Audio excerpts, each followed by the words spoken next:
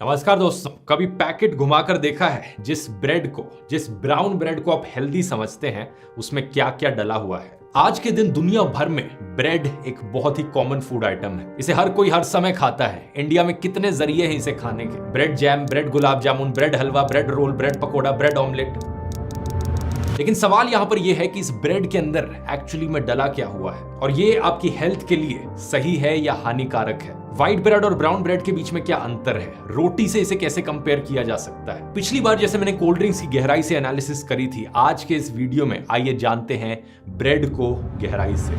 You want to grow bigger and stronger, don't you? A sandwich daily and 2 slices of Wonder Bread every meal give you 8 elements you need. All day long, eat Sunbeam bread and renew energy as you burn it up. Utilize the strength of steel for kneading the rising dough. Yeast can make the bread even livelier. For wonderful flavor combined with sound food values, serve Schmidt's Blue Ribbon Bread in the pantry pack. Filled with the goodness of wheat. Her slice में सेहत।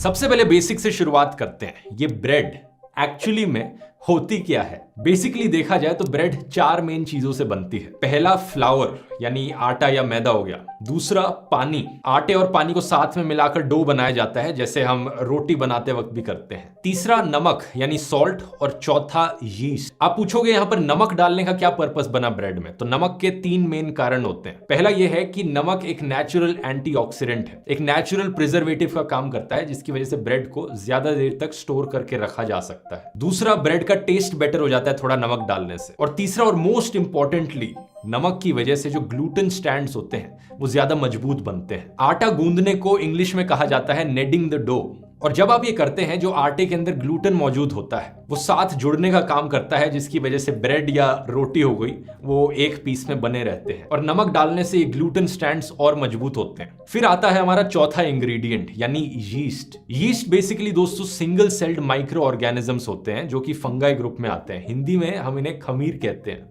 जब ये micro organisms आटे में मौजूद carbohydrates के साथ react करते हैं तो 2 चीजें रिलीज होती हैं, इथेनॉल और कार्बन डाइऑक्साइड। इस पूरे प्रोसेस को आपने स्कूल में पढ़ा होगा, फर्मेंटेशन बुलाते हैं। अब इस रिएक्शन में जो कार्बन डाइऑक्साइड के बबल्स रिलीज होते हैं वो एक्चुअली में ग्लूटेन स्टैंड्स में ट्रैप हो जाते हैं, जिसकी वजह से एक ब्रेड फूलती है। तो आप नोटिस करोगे जैसे फोटो में आपको दिखेगा कि कैसे ब्रेड के अंदर ये इतने सारे ओवल शेप के, गोल शेप के बबल्स टाइप के दिखने लग रहे हैं। लेकिन इस रिएक्शन में इथेनॉल भी रिलीज होती है, और जैसा कि आप जानते हैं इथेनॉल अल्कोहल ही होती है। तो उस अल्कोहल का क्या होता है, जब हम इस फर्मेंटेड आटे को अवन के अंदर डालते हैं, बेक करना शुरू करते हैं, तो वो इथेनॉल इवेपोरेट हो जाता है। और इथेनॉल की इवेपोरेशन से ब्रेड और ज्यादा फूलने लगती है। यहां पर एक इंटरेस्टिंग फैक्ट, सारा अल्कोहल यहां पर इवेपोरेट नहीं होता है, कुछ ट्रैप्ड रह जाता है। अमेरिकन केमिकल सोसाइटी ने साल 1920s में कुछ एक्सपेरिमेंट्स किए थे और उन्होंने पता लगाया कि 0.04% से लेकर 1.9% के बीच में अल्कोहल अक्सर ब्रेड में पाई जाती है। इससे कोई डरने की बात नहीं है, इतनी छोटी मात्रा में अल्कोहल से कुछ नहीं होगा आपको। इनफैक्ट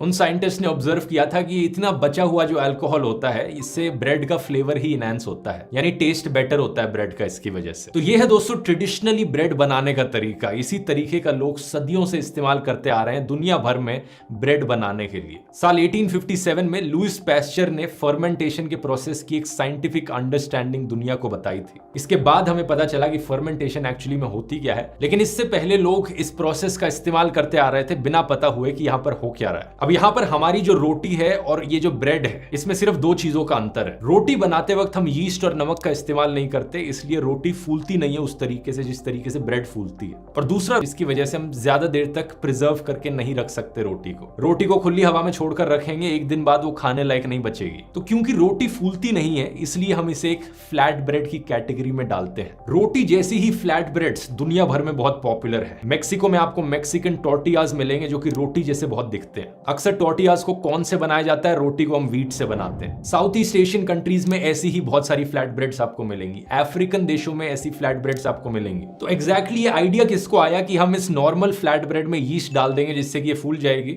हिस्टोरियंस के लिए ये चीज एक डिबेट का मुद्दा है। ये स्पेक्युलेट किया जाता है कि इसका ओरिजिन 4000 BC में हुआ था। इजिप्ट में बैठा कोई बेकर अपनी ट्रेडिशनल फ्लैट ब्रेड बनाने लग रहा था, लेकिन उसने आटे को साइड पर रखा हुआ छोड़ दिया कुछ घंटे के लिए। और हवा में वाइल्ड यीस्ट मौजूद थी जो उससे आके इंटरेक्ट करने लग गई। फिर जब उस बेकर ने इस आटे को अपने पुराने जमाने के ओवन में डाला तो वो फूलने लग गया। हैरान हो गए सब, ये क्या होने लग रहा है। उन्होंने देखा कि ये खाने में और भी ज्यादा सॉफ्ट है, मजा आ रहा है, फिर से करने की ट्राई करते हैं। उन्हें लगा कि आटे को हवा में रख देंगे तो ऐसी ब्रेड बन पाएगी। लेकिन ये चांस की बात होती थी कि हवा में कोई वाइल्ड यीस्ट है या नहीं है, अक्सर नहीं मिलती थी उन्हें। फिर किसी ने देखा कि हम पुराने आटे का इस्तेमाल कर सकते हैं जिसमें यीस्ट है, उसे नए आटे के साथ में रख सकते हैं जिससे यीस्ट इधर से उधर चली जाए और वहां पे भी यीस्ट पहुंच जाए। इस तरीके से धीरे धीरे इंसानों ने डेवलप किया ये ब्रेड बनाने का प्रोसेस। आज से करीब 2000 साल पहले 300 BC में एंशिएंट रोम में बेकिंग को एक आर्ट माना जाता था। एक बड़ा ही रिस्पेक्टेबल प्रोफेशन हुआ करता था बेकिंग। वीट को अफ्रीकन देशों से इंपोर्ट किया जाता था, अल्जीरिया, टूनेशिया, इजिप्ट के रीजन से आज के दिन जो है, और रोम में इंपोर्ट करके उनसे ब्रेड बनाई जाती थी। टाइम में आगे चले तो कहा जाता है कि क्रिस्टोफर कोलंबस पहली बार इस ब्रेड के कॉन्सेप्ट को अमेरिका लेकर गए और इंडिया में ये यीस्ट वाली ब्रेड सबसे पहले पोर्चुगीज लोग लाए थे पाव के फॉर्म में। सही सुना आपने दोस्तों, पोर्चुगीज लोग इसे सबसे पहले गोवा लेकर आए और फिर मुंबई में। यही कारण है कि आज के दिन तक मुंबई का वड़ा पाव बड़ा फेमस है। आगे टाइम में चलते रहे तो 1800s तक ब्रेड एक बड़ी नेचुरल होममेड चीज थी जो स्टेपल खाना बन चुकी थी दुनिया भर के कल्चर्स में। इसे हर दिन खाया जाता था। ब्रेड बनाने को एक बड़ा अच्छा प्रोफेशन माना जाता था और ब्रेड की एंट्री हमें देखने को मिली आर्ट में, रिलीजन में और स्पिरिचुअलिटी में भी। इस फेमस पेंटिंग को देखिए जॉन फ्रांसो मिलेट की, जहां पर एक औरत ब्रेड बना रही है अपने घर पर। लेकिन फिर हमारी कहानी में एंट्री होती है दोस्तों इंडस्ट्रियल रेवोल्यूशन की। ब्रेड जैसा एक प्यारा होममेड खाना इंडस्ट्री में बदल जाता है। कमर्शियलाइजेशन की शुरुआत होती है यीस्ट से। किसी ने कहा कि हम इस वाइल्ड यीस्ट का इंतजार नहीं कर सकते कि अपनी ब्रेड बनाने के लिए हमें यीस्ट को किसी तरीके से ट्रैप करके रखना पड़ेगा ताकि जब चाहे हम इसे तब इस्तेमाल कर पाए। ऐसे बन के आया प्रेस्ड यीस्ट जिसे सॉलिड क्यूब्स में बेचा जाने लगा। साल 1867 में वियना में कुछ बेकर्स को क्रेडिट दिया जाता है कि उन्होंने पहला प्रेस्ड यीस्ट बनाया। आज के दिन इसे हम बेकर्स यीस्ट कहते हैं और आप पैकेट में इसे खरीद भी सकते हैं। लेकिन फिर किसी ने सोचा कि हमें ये यीस्ट चाहिए ही क्यों, हम इसका इस्तेमाल करते हैं एक गैस निकालने के लिए जिससे कि ये ब्रेड फूलती है। क्यों ना हम कोई और चीज इस्तेमाल कर रहे हैं ब्रेड को फुलाने के लिए। और यहां पर एंट्री होती है दोस्तों सोडियम बाइकार्बोनेट की, जिसे हम बेकिंग सोडा कहते हैं। बेकिंग सोडा एसिड के साथ रिएक्ट करता है और उससे कार्बन डाइऑक्साइड रिलीज होती है जो कि ब्रेड को फुलाने का काम कर देती है। लेकिन ये एसिड कहां से आता है? इस एसिड को डालने के लिए उन जमानों में लोगों ने कहा कि हम दूध का इस्तेमाल कर सकते हैं, बटर मिल्क का इस्तेमाल कर सकते हैं, या कुछ बूंद लेमन जूस की भी काम कर सकती है। फिर किसी ने सोचा कि क्यों ना हम इस बेकिंग सोडा और एसिड को कंबाइन करके एक पैकेट में बेचने लग जाए। एक मॉइस्चर फ्री पैकेट जिसमें इस बेकिंग सोडा और ये कोई एसिडिक सब्सटेंस डला है, जैसे इसे पानी में डालोगे रिएक्शन शुरू हो जाएगा इन दोनों का। तो ये भी चीज अच्छे से काम करी। इसे बुलाया जाता है बेकिंग पाउडर। बेकिंग पाउडर में डला होता है बेकिंग सोडा प्लस कोई एसिडिक चीज। आपने इनो के बारे में तो सुना ही होगा। हम भटूरे बनाते वक्त आटे में इनो डाल देते हैं क्योंकि इनो में क्या होता है, बेकिंग सोडा होता है और सिट्रिक एसिड होता है। साल 1850s के अराउंड था कि पहली बार बेकिंग सोडा को बेचा जाने लगा और उसके कुछ सालों बाद बेकिंग पाउडर को बेचा जाने लगा। ये सबसे पहले केमिकल्स थे जो ब्रेड में डाले जाने लगे। लेकिन इसके बाद जाकर था कि चीजें थोड़ी बिगड़ने लगी। साल 1873 में एडमंड ला क्रॉइक्स ने स्विस स्टील रोलर को इंप्रूव किया। एक ऐसी मशीन बनाई इस आदमी ने जो बड़े एफिशिएंट तरीके से गेहूं के अलग अलग हिस्से को सेपरेट कर सकती थी। अब पहले आप ये देखिए दोस्तों कि एक व्हीट या गेहूं के एक दाने के क्या अलग अलग पार्ट्स होते हैं। सबसे पहले सबसे बाहर की लेयर को हम कहते हैं ब्रान, जो ब्राउन कलर की दिख रही है। ज्यादातर न्यूट्रिएंट्स, विटामिन्स और मिनरल्स इसी लेयर में होते हैं। इसके नीचे आता है सबसे मोटा और सबसे बड़ा हिस्सा इसका, जिसे एंडोस्पर्म कहते हैं। ये मोस्टली स्टार्ची कार्बोहाइड्रेट होता है, इसमें ज्यादा न्यूट्रिएंट्स नहीं होते उतने। और इसके अंदर वाले पार्ट को फिर हम कहते हैं जर्म। अब जब हम होल व्हीट और रिफाइंड व्हीट की बात करते हैं तो सिंपली डिफरेंस ये होता है कि जो बाहर की ब्रान की आउटर लेयर है उसे निकाल दिया गया है। रिफाइंड फ्लावर में बाहर की लेयर नहीं डली होती जो कि सबसे ज्यादा न्यूट्रिशियस होती है। एक तरीके से वैसा ही हो गया जैसे कि जब आप एप्पल खा रहे हो, आप जानते ही होंगे एप्पल में जो सबसे ज्यादा अच्छी चीजें हैं वो एप्पल के छिलके में होती हैं। अब आप सारा छिलका काट के एप्पल खिला दो तो उतने न्यूट्रिएंट्स नहीं मिलेंगे आपको। छिलका ही यहाँ पर सबसे हेल्दी चीज है खानी। तो यही डिफरेंस है यहाँ पर दोस्तों आटे और मैदा में भी। आटा होल व्हीट से बनता है और मैदा यहाँ पर रिफाइंड व्हीट से। अब इन भाई साहब की इस नई मशीन की वजह से साल 1873 के बाद बहुत आसान हो गया मैदा को बनाना। उससे पहले भी मैदा बनाई जाती थी लेकिन इतना आसान नहीं था। तो ये सबसे पहली नुकसानदायक चीज थी जो ब्रेड के इतिहास में हुई। अब दूसरी चीज जो इसके बाद हुई वो और भी खतरनाक थी। जो आटा गेहूं से निकलता है वो व्हाइट कलर का बनता है जब वो ऑक्सीजन के साथ रिएक्ट करता है एटमॉस्फेयर में, लेकिन इस रिएक्शन को होने में थोड़ा टाइम लगता है, तो आटे को जो व्हाइट कलर है वो थोड़े टाइम के बाद ही मिलता है। लेकिन इंडस्ट्रीज में बैठी इन बड़ी बड़ी कंपनीज के पास टाइम नहीं था, उनके लिए टाइम ही पैसा था। वो अपने कस्टमर्स को अपीज करना चाहते थे ज्यादा से ज्यादा व्हाइट फ्लावर दिखाकर, और वो इंतजार नहीं कर सकते थे उस रिएक्शन के होने का। तो उन्होंने क्या किया, आटे को जबरदस्ती वाइटन करना शुरू किया चौक, एलम और बोरैक्स जैसे केमिकल्स डालकर। 1898 में पहली बार ब्लीचिंग एजेंट्स आने लगे। Nitrogen peroxide, benzoyl peroxide, chlorine dioxide, nitrogen dioxide, ozone, ये बड़ी बड़ी कंपनियां ब्लीच करने लगी आटे को, बस इसलिए क्योंकि ये चाहती थी कि कंज्यूमर्स की आंखों में दिखे कि ये देखो हमारा जो आटा है सबसे व्हाइट कलर का है। इसके पेटेंट्स फाइल किए जाने लगे ब्रिटेन, यूएसए और फ्रांस जैसे देशों में। उस वक्त कई लोग थे जो इसके सख्त अगेंस्ट थे, उन्होंने देखा कि ये यहाँ पर क्या होने लग रहा है। कई लीडर्स ने इसके खिलाफ आवाज उठाई, जैसे कि अमेरिकन केमिस्ट हार्वे वाइली, जिन्होंने स्लोगन दिया था save the bread save the nation. लेकिन जब बात कोर्ट में गई तो ब्रेड बनाने वाली कंपनीज ने आर्ग्यू किया कि ये जो हम नाइट्रेट्स और केमिकल्स यूज करने लग रहे हैं इतनी ज्यादा मात्रा में इस्तेमाल नहीं कर रहे हैं तो कोई इतना हार्मफुल नहीं होगा। इसलिए आज के दिन तक अमेरिका में आटे की ब्लीचिंग करी जाती है। एक बड़ा फेमस केमिकल ब्लीचिंग एजेंट जो ये लोग इस्तेमाल करते हैं उसका नाम है पोटेशियम ब्रोमेट। साल 1916 में पहली बार पोटेशियम ब्रोमेट का इस्तेमाल किया गया ब्रेड पर। इससे ब्रेड ना सिर्फ और ज्यादा व्हाइट होती थी बल्कि और ज्यादा फूलती भी थी। लेकिन प्रॉब्लम यह है कि आज हम इस केमिकल को जानते हैं कि इससे किडनी प्रॉब्लम्स हो सकती हैं और थायराइड कैंसर होता है चूहों में। यही रीजन है कि इस केमिकल को यूरोपियन यूनियन, कनाडा, ब्राजील और चाइना में बैन किया जा चुका है। इंडिया का क्या है यहाँ पर? मई 2016 में एक लैब स्टडी करी गई थी centre for science and environment के द्वारा। इन्होंने हानिकारक पोटेशियम ब्रोमेट और पोटेशियम आयोडाइड चेक करने के लिए 38 अलग अलग ब्रेड सैंपल्स को टेस्ट किया। 84% सैंपल्स में पाया गया कि या तो ये एक या दोनों केमिकल्स मौजूद थे। अच्छी खबर यहाँ पर यह है कि स्टडी के कुछ दिन बाद all India bread manufacturers association ने खुद से डिसाइड किया कि वो पोटेशियम ब्रोमेट और पोटेशियम आयोडेट का नहीं इस्तेमाल करेंगे ब्रेड बनाते वक्त। एक महीने बाद जाकर इंडियन गवर्नमेंट ने भी बैन लगा दिया पोटेशियम ब्रोमेट पर। पोटेशियम आयोडाइड को रेफर कर दिया गया एक साइंटिफिक पैनल को। इसके बाद इसे बैन किया गया या नहीं, इसको लेकर कोई न्यूज आइटम नहीं मिल पाया अनफॉर्चुनेटली हमारे रिसर्चर को। शॉकिंग चीज लेकिन ये है कि अमेरिका के अंदर आज के दिन ये दोनों केमिकल्स परमिटेड है। आप सोचोगे अमेरिका जैसे डेवलप्ड देश में कैसे हो सकता है? अमेरिका वही देश है दोस्तों जहां से क्रोनी कैपिटलिज्म की शुरुआत हुई है। बहुत सारे ऐसे केमिकल्स जो दुनिया भर के अलग अलग देशों में बैन किए जा चुके हैं, अमेरिका में आपको हमेशा दिखेगा कि उन्हें इस्तेमाल किया जाता है अक्सर। अच्छा, फिर आते हैं हम आर्टिफिशियल प्रिजर्वेटिव्स पर। जैसा मैंने बताया था, नमक को इस्तेमाल किया जाता है एज ए नेचुरल प्रिजर्वेटिव। इसके अलावा हम अदरक, गार्लिक, हनी, क्लोव, सिनेमन, इन सारी चीजों का भी इस्तेमाल कर सकते हैं एज नेचुरल प्रिजर्वेटिव्स ताकि खाना ज्यादा देर तक टिका रहे। अचार जब हम बनाते हैं, वैसे अचार क्यों इतना ज्यादा दिन तक रखा जा सकता है? क्योंकि उसमें ये नेचुरल प्रिजर्वेटिव्स डले होते हैं, जैसे कि नमक, जिंजर, गार्लिक। अब कुछ जगहों पर ब्रेड में भी ये नेचुरल प्रिजर्वेटिव्स डाले जाते हैं, लेकिन पिछले 100 सालों में आर्टिफिशियल प्रिजर्वेटिव्स बड़े पॉपुलर हुए। 7 जुलाई 1928 पहली बार अमेरिका में एक बेकरी में स्लाइस्ड ब्रेड को बेचा जाने लगा।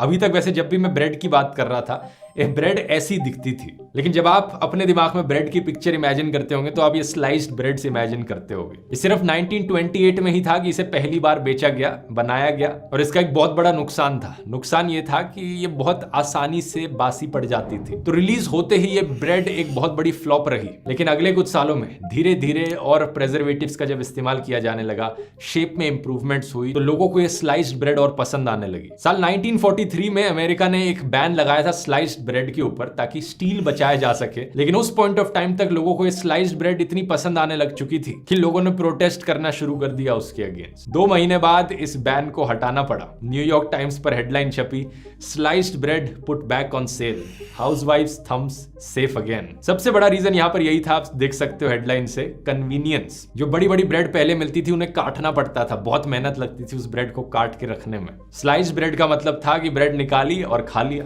अब सीधा फास्ट फॉरवर्ड करते हैं आज के जमाने में और एक टिपिकल ब्रेड को इन्वेस्टिगेट करके देखते हैं कि उसके अंदर क्या क्या इंग्रेडिएंट्स मौजूद हैं। पिछली बार की तरह मैं ये अज्यूम कर रहा हूं कि किसी भी कंपनी ने झूठ नहीं बोला है, जो चीज सच सच है वो अपने इंग्रेडिएंट लिस्ट में लिख दी है। तो घुमाइए पैकेट को और ये देखिए एक टिपिकल व्हाइट ब्रेड के पीछे क्या लिखा हुआ है। सबसे पहला इंग्रेडिएंट लिस्ट पर है रिफाइंड व्हीट फ्लावर 53%, यानी मैदा। मैदा जैसे मैंने बताया गेहूं के छिलके को काट कर जब गेहूं पीसे जाते हैं तो उससे मैदा बनती है। अब बात क्या है, छिलके में जो फाइबर मौजूद होता है वो आपके ब्लड शुगर को स्टेबल रखने में मदद करता है। बिना छिलके के जो इस मैदा के गेहूं के अंदर कार्बोहाइड्रेट्स होते हैं वो बड़ी जल्दी आपकी ब्लड स्ट्रीम में शुगर के फॉर्म में रिलीज होते हैं और एक शुगर स्पाइक आपको देखने को मिलती है, इंसुलिन स्पाइक होता है। इसे एक दो बारी खाने से तो कुछ नहीं होगा, लेकिन साल भर साल अगर आप मैदा का ही खाना खाते रहेंगे तो आपकी बॉडी में इंसुलिन रेजिस्टेंस हो जाएगी, जिससे इवेंचुअली बाद में जाकर आपको टाइप 2 डायबिटीज हो सकती है। लेकिन यहाँ पर शॉर्ट टर्म में भी एक बुरा असर है। आपका जो बैड कोलेस्ट्रॉल होता है वो मैदा खाने से बढ़ जाता है, खाने की ज्यादा क्रेविंग होती है आपको और मूड स्विंग्स भी आपको देखने को मिलते हैं। वैसे ही अलग अलग खाने से आ रही शुगर स्पाइक्स को मैनेज करना अपने आप में ही एक बहुत बड़ा टॉपिक है, इस पर बहुत डिटेल में बात करी जा सकती है, क्योंकि इन शुगर स्पाइक्स को इफेक्टिवली मैनेज करने से ही आप अपनी थकान दूर कर सकते हैं, आप ज्यादा एनर्जाइज्ड फील कर सकते हैं दिन भर। एक बहुत बढ़िया बुक जो डिटेल में जाती है इसी चीज को लेकर, द एनर्जी प्लान, जरूर मैं आपको रेकमेंड करूंगा। कुकू एफएम पे आप इसकी ऑडियो बुक समरी सुन सकते हैं, बहुत ही यूजफुल होगी आपके लिए। अगर आप कुकू एफएम को नहीं जानते, एक बड़ी ऑडियो लर्निंग का प्लेटफॉर्म है जहां पर ढेर सारी ऐसी नॉलेजेबल ऑडियो बुक्स आपको सुनने को मिलेंगी। आमतौर पर इसकी कॉस्ट होती है 399 रुपीज पूरे साल के लिए, लेकिन अगर आप कूपन कोड ध्रुव50 इस्तेमाल करेंगे आपके लिए साल भर की कॉस्ट पड़ेगी सिर्फ 199 रुपीज। लिंक नीचे डिस्क्रिप्शन में मिल जाएगा, जाकर चेकआउट कर सकते हैं। अब टॉपिक पर वापस आते हैं। दूसरा इंग्रेडिएंट यहाँ पर है शुगर। शुगर यानी एडेड शुगर, एक्स्ट्रा ऐड किया गया उसे, ऐसा नहीं है कि वो नेचुरली मौजूद है यहाँ पर। और जैसा मैंने आपको कोल्ड ड्रिंक्स वाले वीडियो में समझाया था, हमारी बॉडी को कोई भी एडेड शुगर की जरूरत नहीं है। तो जितनी ज्यादा आप शुगर अवॉइड कर सको, एडेड शुगर अवॉइड कर सको, उतना ज्यादा अच्छा है आपके लिए। बाय कंपैरिजन नेचुरल शुगर्स जो आपको फ्रूट्स, फल, मिल्क, ग्रेन्स यहाँ पर मिलेंगी, ये शुगर्स आपके लिए हेल्दी होती है। इसे डिटेल में मैं एक्सप्लेन नहीं करूंगा, आप कोल्ड ड्रिंक्स वाला वीडियो जाकर देख सकते हैं अगर समझना हो शुगर के बारे में। इसके बाद अगले इंग्रेडिएंट्स यहाँ पर आते हैं नमक और इमल्सिफायर E481। अब नमक में सोडियम होता है और इस इमल्सिफायर में और भी ज्यादा सोडियम होता है। अगर आप एक्सेस अमाउंट में सोडियम कंज्यूम करेंगे तो आपको हाई ब्लड प्रेशर हो सकता है। लेकिन कितना ज्यादा सोडियम बहुत ज्यादा होता है। अब ब्रेड के पीछे देखेंगे तो आपको दिखेगा कि इस ब्रेड के 100 ग्राम में 497 मिलीग्राम सोडियम है। आमतौर पर लोग 4 से 5 स्लाइसेस खाते हैं एक ब्रेड की एक टाइम पर, उन स्लाइसेस का वजन अराउंड 200 ग्राम्स हो गया। अगर आप इस ब्रेड को 30 ग्राम बटर के साथ खाएंगे तो वहां से 250 मिलीग्राम सोडियम और ऐड हो गया। ये होता है दोस्तों आपकी डेली रिक्वायरमेंट का आधा। तो डेली रिक्वायरमेंट के अगर आप नीचे रहोगे तो सेफ है, अच्छा है, लेकिन ध्यान में रखने वाली चीज है ये कि 4-5 स्लाइसेस ब्रेड के आपने बटर के साथ खाए तो आपकी आधी डेली रिक्वायरमेंट पूरी हो जाती है। रिसर्च हमें बताती है कि अमेरिका में जो डाइटरी सोडियम है उसका टॉप कंट्रीब्यूटर एक्चुअली में ब्रेड ही है। तो इतनी ब्रेड अगर आप खा रहे हो तो अपने बाकी खाने में नमक पर थोड़ा ध्यान दीजिए। अगला इंग्रेडिएंट लिस्ट में आता है क्लास 2 प्रेजर्वेटिव E282। इसका मतलब है कैल्शियम प्रोपियोनेट। जून 2019 में एक स्टडी पब्लिश करी गई थी international journal of molecular epidemiology and genetics में, जिसमें बताया कि ये केमिकल स्पेसिफिकली एलर्जीज कॉज कर सकता है, इंटॉलरेंसेस हो सकती हैं और स्किन रैशेस और माइग्रेन हेडेक्स आ सकते हैं। इससे पहले एक और स्टडी करी गई थी अगस्त 2002 में, जिसे journal of paediatrics and child health में पब्लिश किया गया था, जिसने बताया कि बच्चों को अगर ये प्रेजर्वेटिव वो डेली कंज्यूम करें, उन्हें इरिटेबिलिटी हो सकती है, वो ज्यादा इरिटेटेड फील करेंगे, रेस्टलेस होंगे और अटेंशन स्पैन पे उनके इफेक्ट पड़ेगा। इसके बाद है एसिडिटी रेगुलेटर E270 जो कि लैक्टिक एसिड होता है, और एंटीऑक्सीडेंट E300 जो कि एस्कॉर्बिक एसिड होता है। ये दोनों जनरली रिकॉग्नाइज किए जाते हैं कि सेफ हैं और परमिटेड फॉर यूज हैं ज्यादातर जगहों में। ये स्टेटस है आज के दिन का एज पर एग्जिस्टिंग रिसर्च। अब आप बोलोगे कि मैं कितना सिनिकल होकर बात कर रहा हूं कि एज पर एग्जिस्टिंग रिसर्च, थोड़ा पॉजिटिव सेंस में भी तो मैं सोच सकता हूं कि कुछ हानिकारक ना हो इसमें। सही बात है आपकी, लेकिन जो इतिहास हमें बताता है उससे तो यही पता चलता है कि चांस यहाँ पर 50-50 टाइप का है कि कोई केमिकल और कोई प्रेजर्वेटिव बाद में हेल्थ के लिए हानिकारक निकल जाए। जरा उन लोगों के बारे में सोचकर देखिए जो 1970s 80s में रहते थे।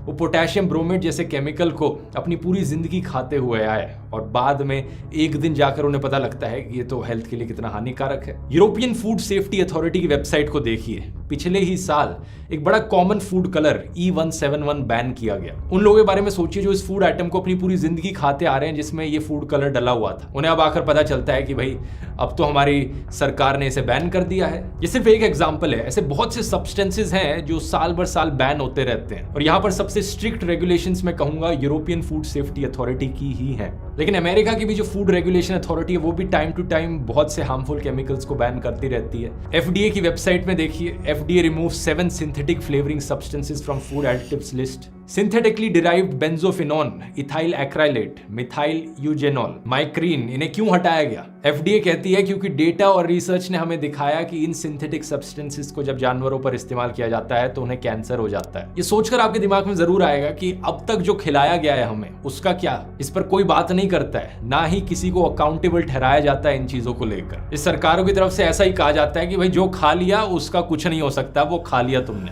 अब आगे से मत खाना। और जैसा मैंने बताया, अक्सर एक देश की सरकार किसी चीज को बैन करती है, दूसरे देशों में वही चीज अलाउड होती है। Banned bread, why does the US allow additives that Europe says are unsafe? Guardian के आर्टिकल को देखिए, फूड एडिटिव और carcinogen, the growing list of chemicals banned by EU but used in US।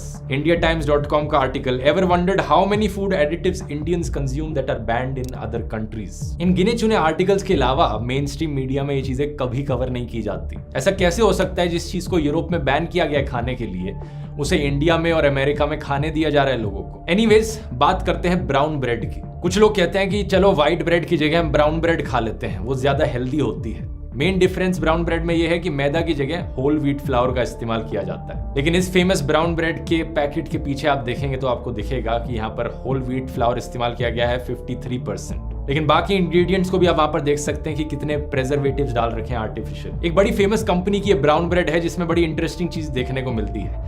सबसे पहला ingredient लिखा हुआ है wheat flour 32%, उसके बाद लिखा हुआ है रिफाइंड व्हीट फ्लावर यानी मैदा। यानी ब्राउन ब्रेड में ये मैदा भी डाल रहे हैं और आटा भी डाल रहे हैं और फिर इसे ब्राउन ब्रेड कहने लग रहे हैं। चीटिंग करता है तू। अब ये लोग कंपनी वाले कहेंगे कि देखो हमने तो नहीं कहा कि ब्राउन ब्रेड का मतलब है कंप्लीटली 100% होल व्हीट ब्रेड। और सबसे कमाल की चीज ये लोग क्या करते हैं, ब्राउन ब्रेड को और ब्राउन बनाने के लिए आर्टिफिशियल कलर ऐड कर देते हैं फूड पर। E150A, E150B, E150CD ये सारे कैरेमल के कलर टाइप्स हैं। कैरेमल वही चीज जिसे कई कोल्ड ड्रिंक्स में भी डाला जाता है जिससे कि इन कोल्ड ड्रिंक्स का ब्राउन कलर आ जाए। कई कैरेमल की कलरिंग में कैंसरस सब्सटेंसेस प्रोड्यूस होते हैं और पेटिशन भी डाली गई थी USA FDA के सामने 2 टाइप की कैरेमल कलरिंग को बैन करने के लिए। इसकी डिटेल में मैं दोबारा बात नहीं करूंगा, कैरेमल की भी बात मैंने कोल्ड ड्रिंक्स वाले वीडियो में करी थी। इसके बाद एक कंपनी अपनी ब्रेड को एडवर्टाइज करती है होल व्हीट ब्रेड कहकर। इंग्रेडिएंट्स में कोई मैदा नहीं डाली गई है, लिखा है व्हीट फ्लावर 52%। 52% का मतलब क्या है भाई?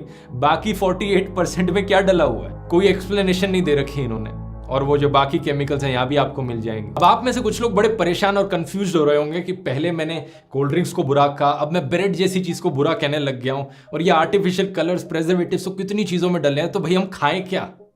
सब कुछ खाना छोड़ दें?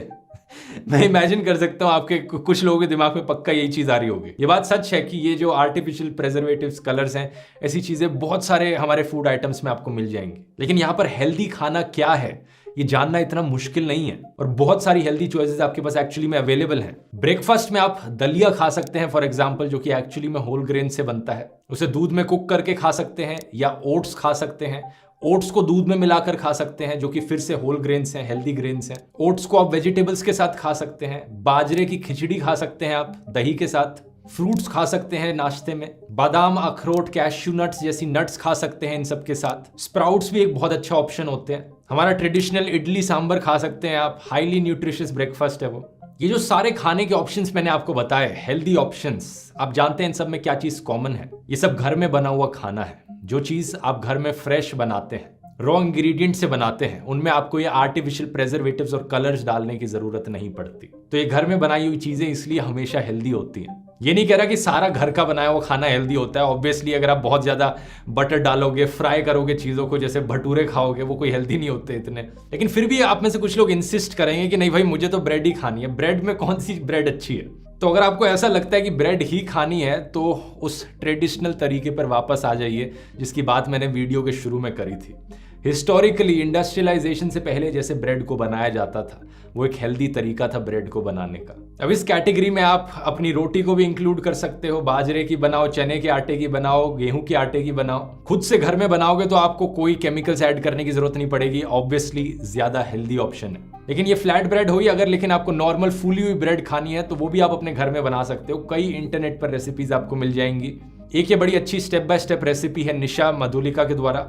और अगर आप वो कमर्शियली पैकेट यीस्ट भी नहीं खरीदना चाहते तो आप एंशिएंट इजिप्शियंस की तरह ब्रेड बना सकते हो, वाइल्ड यीस्ट ब्रेड, जिसे सावरडाउ ब्रेड भी कहा जाता है। ये वाली बनाने में पेशेंस जरूर लगेगा थोड़ा, इसके लिए एक अच्छी रेसिपी है पार्थ बजाज के द्वारा। ये दोनों वीडियोस आप देख सकते हैं अगर आपको घर में अपने ट्रेडिशनल तरीके से वो वाली ब्रेड बनानी है फूलने वाली तो। इसके अलावा अगर आपके पास ऑप्शन है किसी लोकल बेकरी से ब्रेड खरीदने का तो वो भी एक अच्छा ऑप्शन हो सकता है। इंडिया में ज्यादा ऐसी ब्रेड खरीदने के लिए लोकल बेकरी शायद आपको मिलेंगी नहीं, क्योंकि यूरोप में ज्यादा कॉमन है इस तरीके की ब्रेड बनाना, स्पेशली ये जो सावरडो ब्रेड होती है।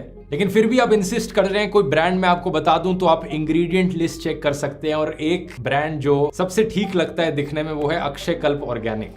इनकी आप इंग्रेडिएंट लिस्ट चेक करेंगे तो यहाँ पर इन्होंने क्लेम किया है कि 100% होल व्हीट फ्लावर है, कोई मैदा नहीं, कोई प्रेजर्वेटिव्स नहीं, कोई केमिकल एजेंट्स नहीं।